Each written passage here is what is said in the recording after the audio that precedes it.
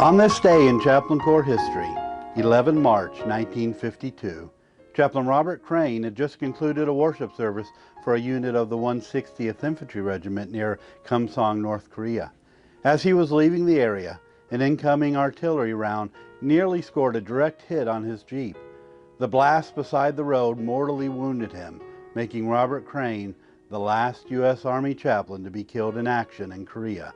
On this day in Chaplain Corps history, 11 March 1952. Robert Milton Crane was born 6 June 1916 in Utica, New York, but his family soon moved to Pomona, California, where he grew up and then attended the University of California, Berkeley. By 1940, when he registered for selective service, he was in New York City, where he was a student at the General Theological Seminary.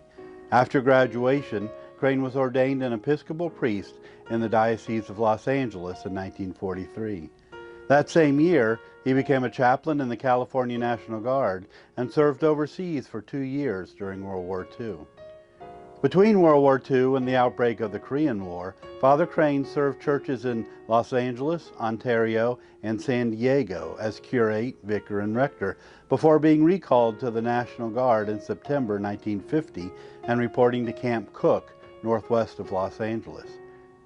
While at Cook, Chaplain Crane ministered to the men of his unit, which included performing at least one wedding, and one of these was in October in Chapel E, joining together Sergeant First Class J.B. Smith and Ruth Ann Keyes.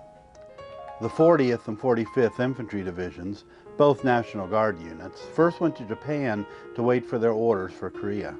While there, they trained and provided security. During this time in Japan, Crane ministered at the Misawa base camp in northern Japan. When not on duty, Chaplain Crane would visit churches that were nearby, part of the Episcopal Diocese of Tohoku.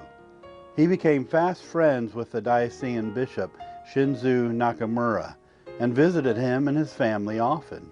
These visits, and Crane's time with the churches in Japan, created a burden for the Japanese people within him. So he sent his resignation to the Diocese of Los Angeles, declaring his intention to remain in Japan as a missionary following the war. The 40th Infantry Division was finally sent to Korea to relieve the 24th Infantry Division. During the stalemate in March 1952, elements of the 40th were occupying positions in the Central Front. Chaplain Crane knew these soldiers needed the personal ministry of the chaplain, so he would often travel to the front lines to provide the sacrament to the men in the foxholes. On one occasion, after providing worship and the sacrament to a group of soldiers, he returned to his Jeep and became the target of a North Korean mortar battalion who was stationed on the hill above. A mortar landed near enough to Chaplain Crane's Jeep that his chaplain assistant, Kenneth Barry, was seriously wounded, and Crane himself was instantly killed, becoming the last U.S. Army chaplain to die in combat in the Korean War. Crane was awarded an oak leaf cluster in lieu of a second Bronze Star for heroism.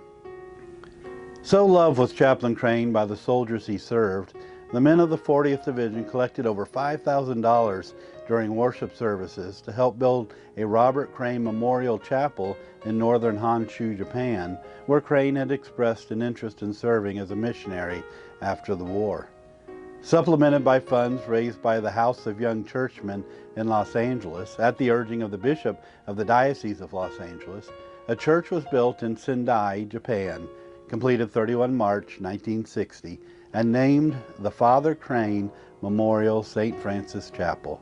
This chapel is still home to a congregation who remembers the commitment of Chaplain Crane to God and the people of Japan, while serving the soldiers of the United States, fighting for the freedom of the Korean people.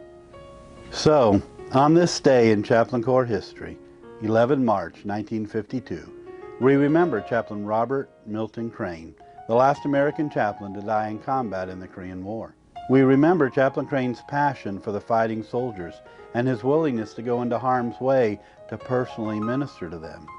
We remember Father Crane's compassion for the Japanese people and his desire to minister to them after the war.